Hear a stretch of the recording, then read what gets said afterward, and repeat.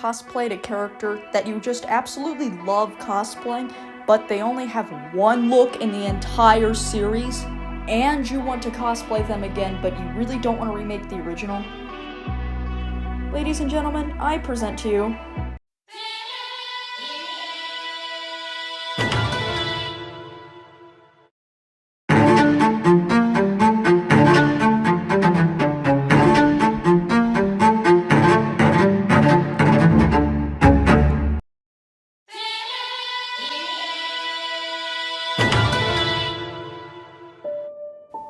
When designing Enmu's upper moon form, there was a lot of things I had to consider.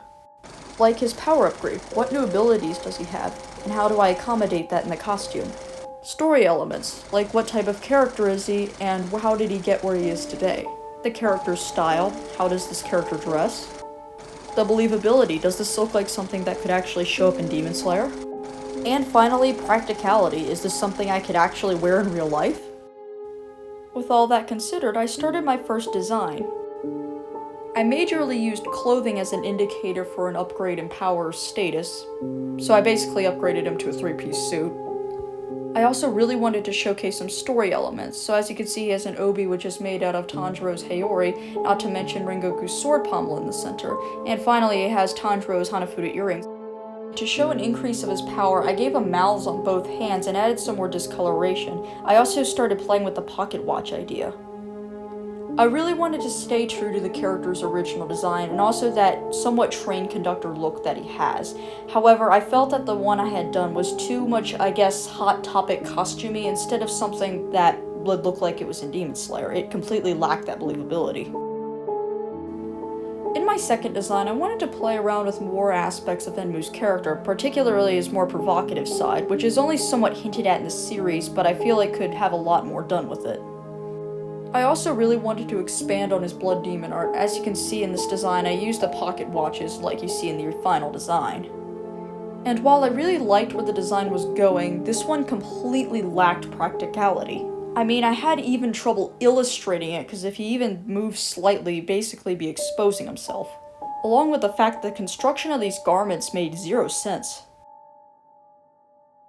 Around the time of designing this, AI art had become pretty popular, and I decided to throw the original fashion plate into it. And as you can see, it heavily inspired the final design. It really helped make sense of the clothing and also make it more practical, particularly making the coat and the vest separate garments.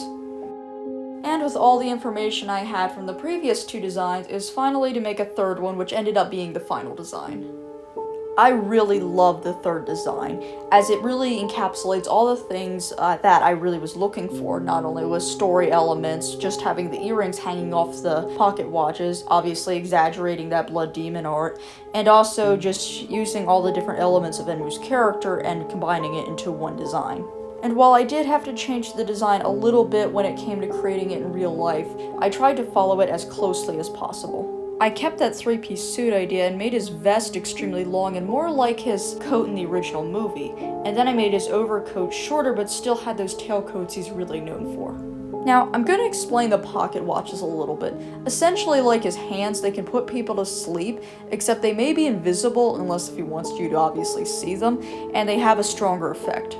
And if you look on the right, you can see he has Tanjiro's earrings hanging as a trophy.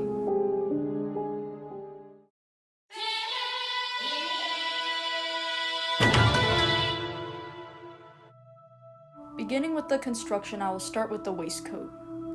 I ended up taking apart a pre-existing waistcoat for the pattern and then added to it. I cut out my mock-up using a gray cotton and then basted everything together.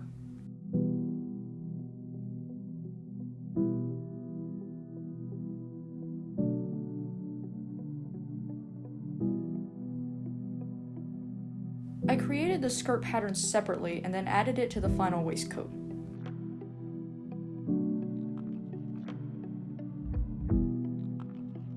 Then it was time to complete my pattern.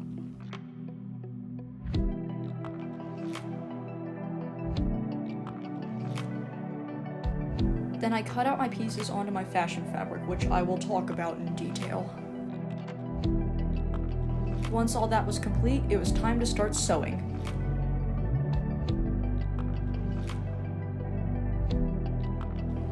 And and sewing.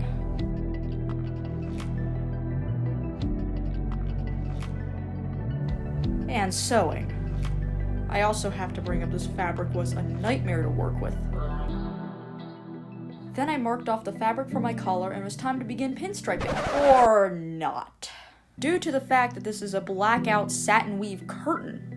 So unlike most fabric, which is woven over-under, satin is woven over-under multiple stitches, which is what gives it its sheen. Another massive issue with this material is the mat that the blackout curtain was and the satin weave were two completely separate entities, so whenever I sewed it, they just come apart.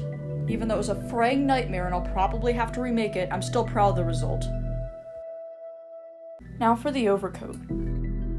I used some black velvet and the process was pretty straightforward.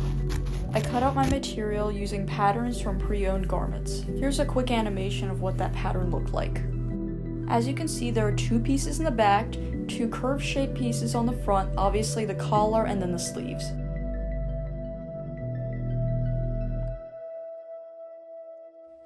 Once I got the fit exactly how I wanted, I sewed it together.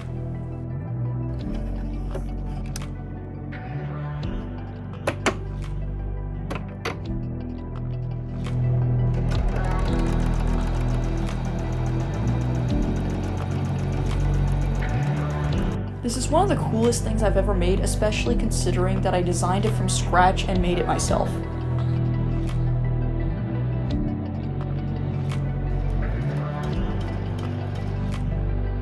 To keep the jacket in place, I used some of the chain I had left over from the pocket watches. While it wasn't a part of the original design, I absolutely love how it looks.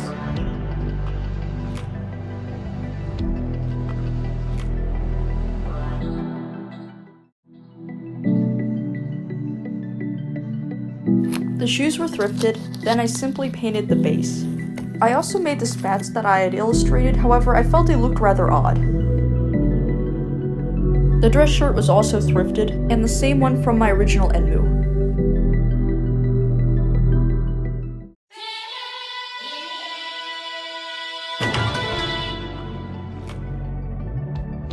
When it came down to the makeup, the changes were simple.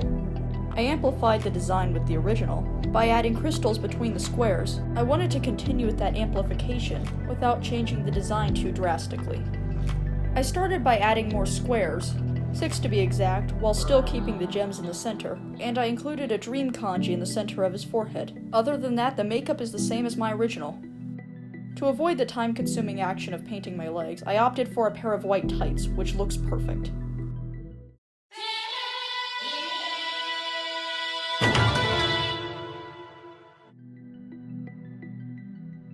I began with 3mm aluminum wire. I took 3 long strips and folded it into a U-shape. Once this was secure with zip ties, I simply tuck it into the top of my corset where the tentacles stick out the top. Here I'm just bending the wires into the desired shape. However, I can pose them however I want.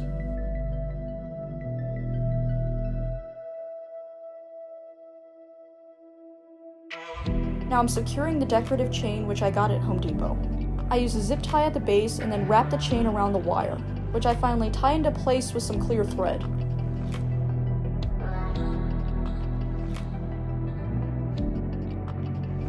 Now to design the iris itself, which will be put into clear acrylic half spheres. I measured the dimensions of the sphere, which you'll see at the top, then created a canvas size with those dimensions. Finally, I designed the eye. I then duplicated my design on a full-size canvas and then printed it out. As you can see, they fit the ornaments perfectly. Now it's time to cut everything out.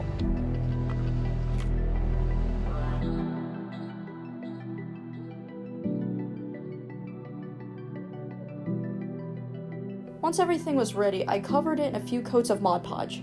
This way the paper doesn't tear and it ends up with a nice glossy finish.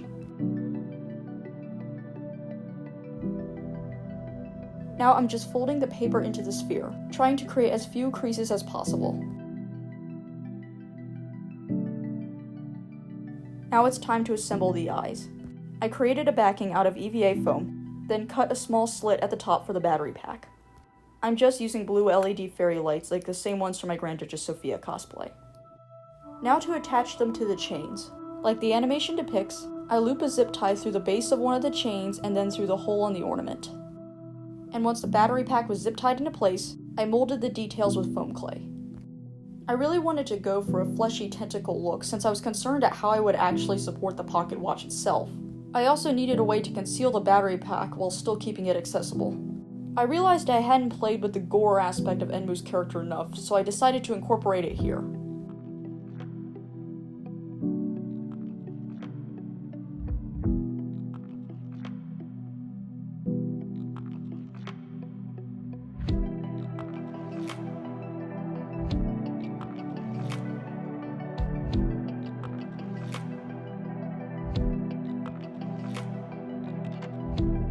Here's what it looks like while setting to dry.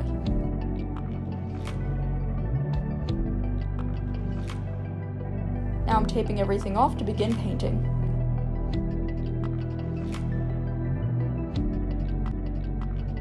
Starting off with the paint, I'm using a white primer. It ended up being okay if I got some on the silver as I was just going to paint it back. Next, I went over everything with a metallic silver paint. For the final paint job, I used a mixture of red, purple, and pink acrylic paints. I painted over everything that needed a flesh look and left the watch parts silver, and with a little bit of shading, I finally was able to seal it. I ended up using a gloss finish which really gave it a slimy look. It's like you're in a dream, isn't it?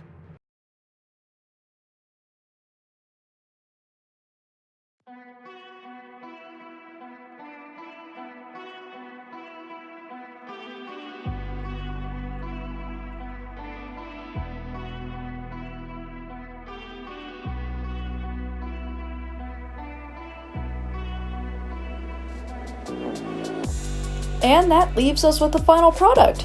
Let's end this off with some tips for designing your own cosplay. Tip number 1, remember the 5 things I mentioned earlier. Tip number 2, stick to the character's color scheme. Don't be afraid to play with designs, but color scheme is most important.